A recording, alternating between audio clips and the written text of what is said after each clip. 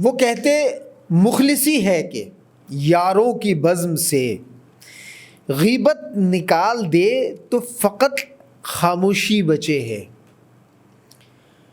آج ہمارے گھروں کی محفلوں سے، رشتہ داروں کی محفلوں سے، دوستوں کی محفلوں سے، دفاتر کے اندر موجود ساتھیوں کی محفلوں سے اگر غیبت کو نکال دیں تو واقعی دوستو صرف خاموشی بچتی ہے۔ ہر محفل کی زینت غیبت بن چکی ہے، ہر محفل کی زینت کسی نہ کسی کی برائی بن چکی ہے۔ بہت مزہ آتا ہے کسی کی برائی کرتے ہوئے، بڑا لطف ملتا ہے کسی کی برائی کرتے ہوئے۔ کیوں؟ سوال پیدا ہوتا ہے کسی اور کے پیچھے کسی کی برائی کرنے سے انسان کو کیا فائدہ، ہماری ذات کو کیا فائدہ؟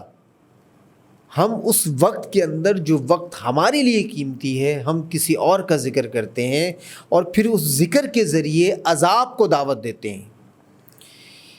حضرت محمد صلی اللہ علیہ وسلم کی حدیث کا مفہوم ہے غیبت سے بچو۔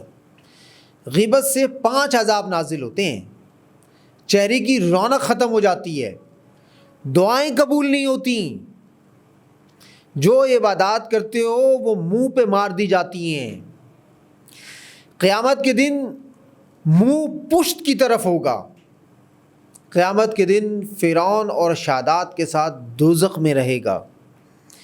سوچیں غیبت کا کتنا بڑا نقصان ہے۔ غیبت عذاب کو دعوت دیتی ہے، لیکن ہم اپنی زندگی کے اندر اس غیبت کو معمولی سمجھنے لگ گئے ہیں، بلکہ ہماری زندگی کا حصہ بن چکا ہے، ہماری محفلوں کا حصہ بن چکا ہے، ہمارے گھروں کی محفلوں کا حصہ، دوستوں کی محفلوں کا حصہ، رشتہ داروں کی محفلوں کا حصہ۔ جہاں بیٹھو کسی نہ کسی کی برائی، یعنی اس کے علاوہ ہمارا کوئی کام نہیں رہا۔ اس غیبت سے صرف نقصان ہی نقصان ہے۔ سوال اٹھتا ہے آپ کسی کی برائی کرتے ہیں، اس سے آپ کی زندگی کو کیا فائدہ؟ پھر ہم غیبت سے بچنا کیوں نہیں شروع کرتے؟ اس غیبت سے بچیں، اپنی زندگی سے اس غیبت کو نکال دیں۔ یقین کریں اس غیبت کو نکالیں گے، غیبت کرتے ہوئے جو وقت ضائع ہوتا ہے وہ وقت بچے گا، غیبت کرنے سے جو نقصانات ہیں اس نقصانات سے دور ہوں گے، غیبت سے جو عذاب آئے گا اس عذاب سے بچیں گے۔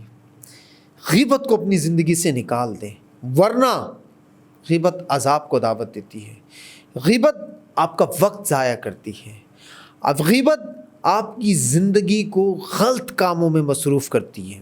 کسی اور کے پیچھے برائی کرنا غلط کام ہے، یعنی آپ نے جس فرد کی برائی کی اس فرد کا گوشت چبانے کے مترادف ہے۔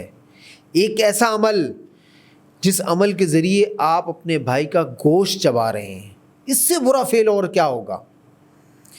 غیبت آپ جس کی برائی کرتے ہیں اس شخص کے بارے میں اگر وہ عمل موجود ہے تو وہ غیبت کے زمرے میں آئے گا، لیکن اگر اس میں وہ عمل موجود نہیں تو وہ بہتان ہے، جو غیبت سے بڑا نقصان ہے، غیبت سے بڑا گناہ ہے۔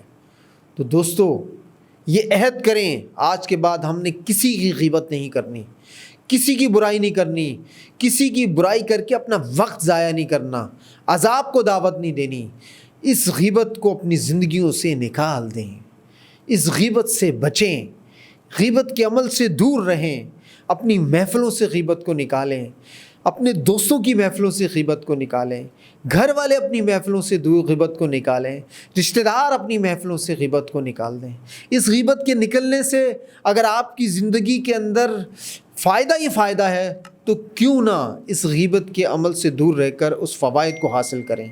اس غیبت سے اگر آپ کی زندگی میں نقصانات ہی نقصانات ہیں، عذاب ہی عذاب ہے، تو خدا را اس غیبت سے بچیں، اس غیبت سے دور رہیں۔